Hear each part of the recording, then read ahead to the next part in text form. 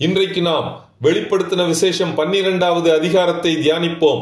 ஆண்டவருக்கே மகிமையும் கனமும் ஸ்தோத்திரமும் உண்டாவதாக. அன்றியும் ஒரு பெரிய அடையாளத்தை யோவான் வானத்தில் காண்கிறார். ஒரு ஸ்திரீ சூரியனை அணிந்திருந்தாள். அவள் பாதங்களின் கீழே சந்திரனும் அவள் சிரசின் மேல் 12 நட்சத்திரங்கள் உள்ள கிரீடமும் இருந்தன.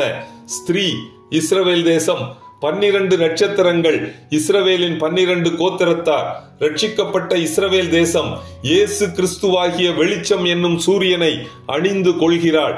இருள் நிறைந்த சந்திரனிடம் இருந்து தன்னை தூரப்படுத்திக் கொள்கிறாள். அவள் கர்ப்பவதியாயிருந்து பிரசவ வேதனையடைந்து பிள்ளை பெறும்படி வருத்தப்பட்டு அலறினாள். அப்பொழுது வேறொரு அடையாளம் வானத்திலே காணப்பட்டது. 7 தலைகளையும் 10 கொம்புகளையும் தன் தலைகளின் மேல் 7 கிரீடங்களையும் உடைய சிவப்பான பெரிய வலு சர்ப்பம் இருந்தது.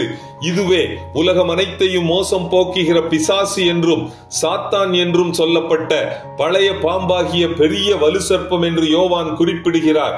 பிரசவ வேதனைப்படுகிற அந்த ஸ்திரீ பிள்ளை பெற்றவுடனே அவளுடைய பிள்ளையை பட்சித்து போடும்படிக்கு அந்த வலு சர்ப்பம் அவளுக்கு முன்பாக நின்றது. சகல ஜாதிகளையும் இருப்புக்கோலால் ஆளுகை செய்யும் ரட்சிக்கப்பட்ட ஆண் பிள்ளையை அவள் பெற்றாள்.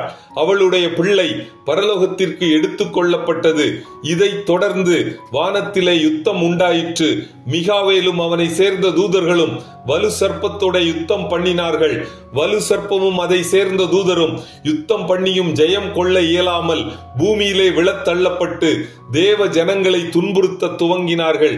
இந்த சூழ்நிலையில் மரணம் நேரிடுகிறதா இருந்தாலும் அதற்கு தப்பும்படி தங்கள் ஜீவனையும் பாராமல் ஆட்டுக்குட்டியின் இரத்தத்தினாலும் தங்கள் சாட்சியின் வசனத்தினாலும் இரத்த சாட்சிகளாக அநேக தேவ ஜனங்கள் மரிக்க நேரிடும் என்பதை யோவான் குறிப்பிடுகின்றார்.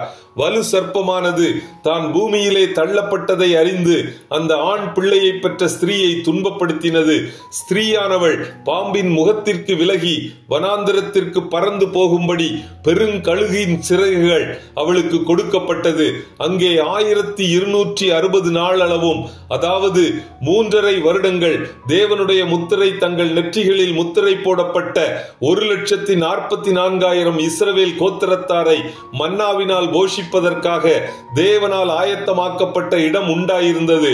அப்பொழுது அந்த ஸ்திரீயை வெள்ளம் கொண்டு போகும்படிக்கு பாம்பானது தன் வாயிலிருந்து ஒரு நதி போன்ற வெள்ளத்தை அவளுக்கு பின்னாக ஊற்றிவிட்டது.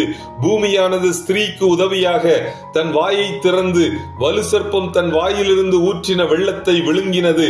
அப்பொழுது வலு சர்ப்பமானது ஸ்திரீயின் மேல் கோபம் கொண்டு தேவனுடைய கற்பனைகளை கை கொள்ளுகிறவர்களும் இயேசு கிறிஸ்துவை குறித்து சாட்சியை உடையவர்களாகிய அவளுடைய சந்ததியான மற்றவர்களுடனே யுத்தம் பண்ண போயிற்று. இத்துடன் அதிகாரம் 12 முடிவடைகிறது. கர்த்தர் தாமே நம் எல்லோரையும் ஆசீர்வதிப்பாராக. ஆமென்.